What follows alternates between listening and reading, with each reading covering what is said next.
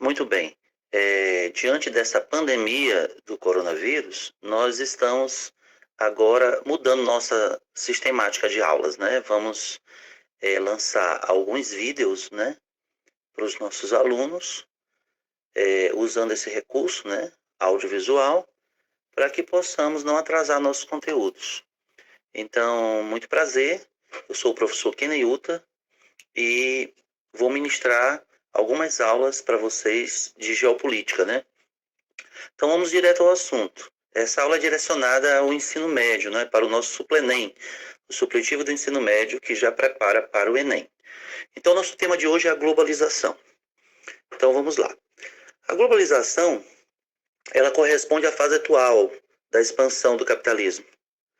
Muito bem, ela é chamada de globalização por conta de todo um processo tecnológico, um processo de modernização do sistema de transportes, de telecomunicações, que promoveu a aceleração, né, de diversos fluxos, né, relativos às informações, de capitais, de mercadorias e de pessoas.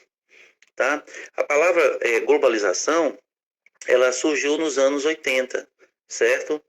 Mas o vocábulo se difundiu mais ainda pela mídia, né, nos anos 90, né? Por fazer parte do dia a dia das empresas, né? A coisa começou ali nos Estados Unidos, né? Muito bem. Então, nós sabemos, tá, que esses fluxos, né, atingem o mundo todo por igual, entendeu? Mas principalmente os lugares dotados de melhor infraestrutura. Então, nós temos que refletir sobre o seguinte, tá? Que existe uma diferença entre a atual expansão do capitalismo, certo? E os precedentes, certo? Ou seja, os acontecimentos que antecederam a essa expansão do capitalismo. Então vamos voltar um pouco ao passado. O embrião da globalização se deu naquele processo de expansão marítimas, né, de expansões marítimas, né, ou seja, as chamadas grandes navegações, né. Portugal foi o pioneiro, né. Houve ali a união entre o rei e a burguesia, rompendo com o sistema econômico anterior, que era o feudalismo, né, que nós iremos estudar também. Então, isso capitalizou o rei de Portugal para promover essa descoberta por novos continentes. Aí nós vamos caracterizar essa fase pela fase do colonialismo, tá? Após essa fase do colonialismo, aí vamos ter a fase do imperialismo, certo? Que começa ali com a questão da indústria, né? Da Revolução Industrial. Então, vão ascender ali grandes potências econômicas imperialistas, como Estados Unidos, Inglaterra, certo? Alemanha. Muito bem. Então, essa nova fase do capitalismo, né, que começa lá no mercantilismo, né, no chamado colonialismo, aí passa pelo imperialismo e chega aos dias atuais, é que nós chamamos de globalização. Tá bom? Muito bem. O que é importante falar-se sobre essa globalização, né?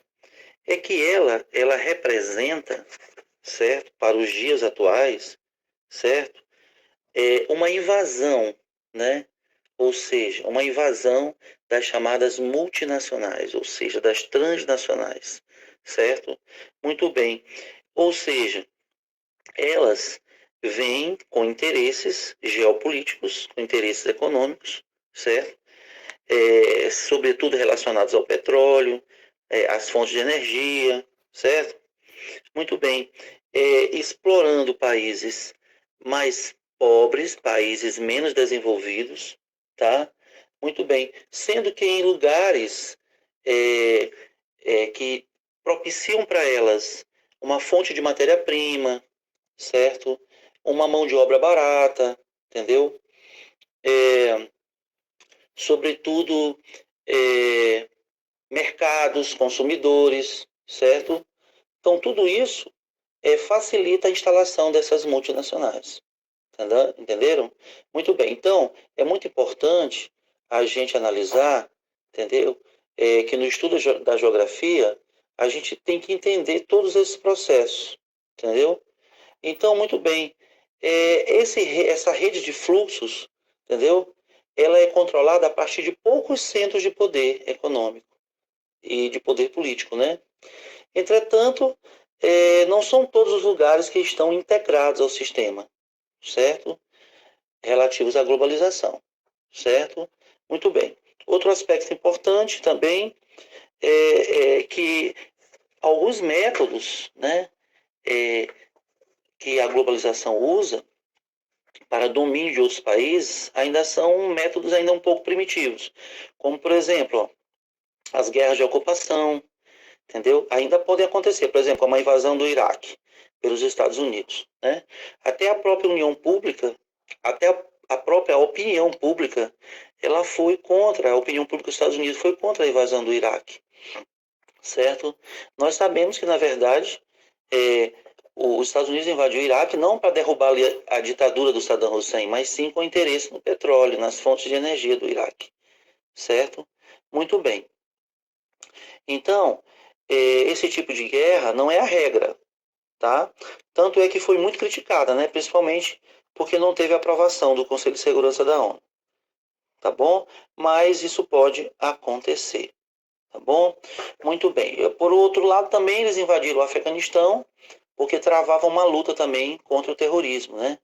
Alegaram que ali era o quartel-general do Osama Bin Laden, certo? Muito bem. Então, esses aspectos também são bem relevantes, tá? Mas vamos ao que interessa, né? Muito bem. Na verdade, a globalização, ela busca conquistar mercados, ou seja, ela, ela tem como área de atuação, né, é, a questão dos transportes, certo? Das informações, certo? Está aí bem aí a internet, entendeu? É, muito bem. Ela usa supernavios petroleiros, certo? Ela também usa trens de alta velocidade, certo? Muito bem. Então, em síntese, o que se resume a globalização? Em que se resume a globalização? Certo? No caso, trata-se de uma invasão de mercadorias, capitais, serviços, informações e pessoas, certo? Muito bem. As novas armas são quais? São a agilidade, a eficiência das telecomunicações, dos transportes e do processamento também é, de capitais, ou seja, né, o chamado capital estrangeiro. Né? Ele não vem como uma doação generosa, ele vem para explorar economicamente aquele país. É um capital bem rápido, ele não é um capital produtivo que leva anos para dar retorno, não, ele é um capital especulativo, certo? Então que fique bem claro, né, que nós fizemos aí esse resumo para mostrar para vocês que existem os grandes centros econômicos. É travada uma luta nesses países, nas bolsas de valores, entendeu? Essas empresas que dão mais lucros, que são multinacionais, transnacionais, elas não têm pátria, né? Elas se instalam em países que dão mais lucro para elas. Assim como eu falei, países que têm uma mão de obra barata, países que fornecem matéria-prima, fazem mercado. Ou seja, um tênis, por exemplo, ele vai ser fabricado aqui no Brasil por conta? Por conta de quê? Ele tem a marca norte-americana, né? Que eu não vou citar aqui a marca, mas é, tem uma mão de obra mais barata para fabricar esse tênis, tá? Depois esse tênis vai ser vendido numa área onde o imposto é menor, certo?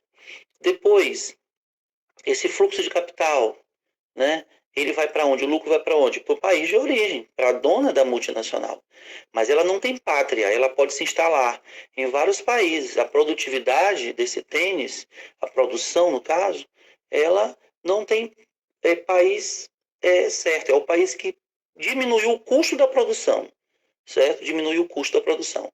Mas o lucro, com certeza, vai para onde a multinacional surgiu. Ou seja, nós estamos diante de um sistema que visa lucro, lucro. E, em contrapartida, tem os efeitos colaterais da globalização, né, que é a destruição do meio ambiente. É difícil você observar esse desenvolvimento autossustentável, certo? Ele é muito difícil funcionar.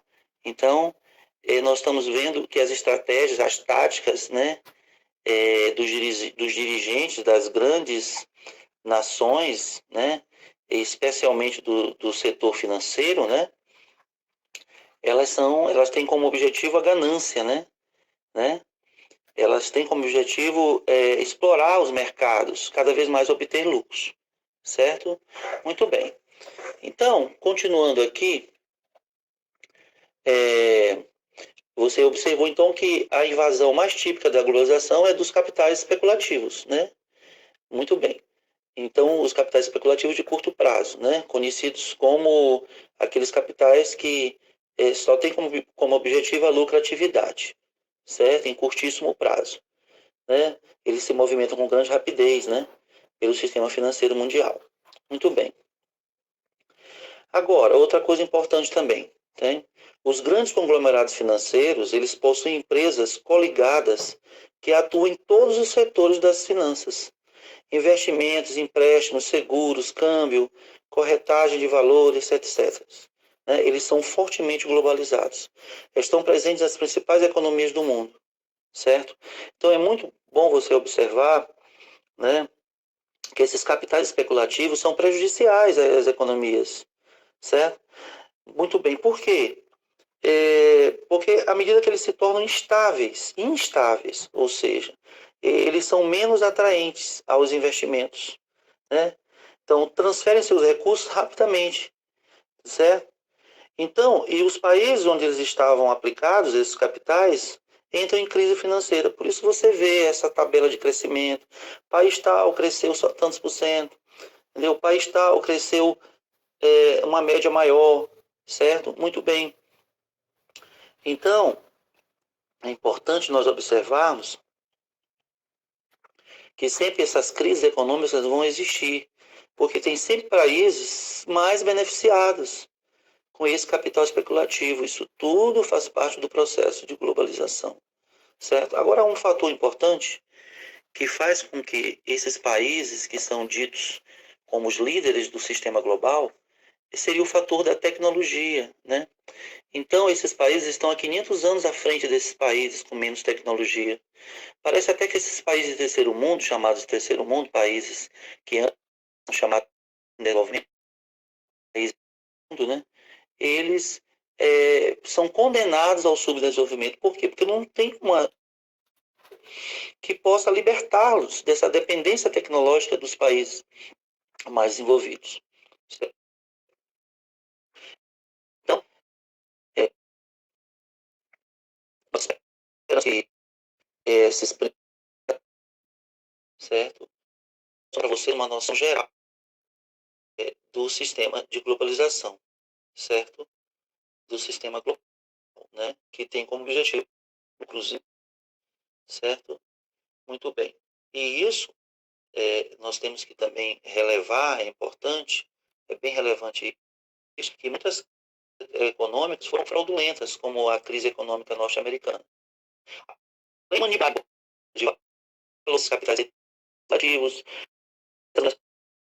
os lucros, temos também as fraudes, né? Certo? Esse lucro financeiro, ele pode também ser fraudulento, né? Então, esses aspectos são muito importantes também, são muito importantes, tá bom? Então, a gente tem que entender, certo? Por que, né, o sistema global funciona dessa forma, certo? É simplesmente para concentrar riqueza, lucro, poder em uma minoria de países. Na próxima aula nós vamos montar um esquema mostrando para vocês como os mercados econômicos estão organizados, certo? E como esses países mais pobres procuram se defender desse sistema opressor global desenvolvido pelos países mais ricos. Tá bom? Obrigado e até a próxima aula.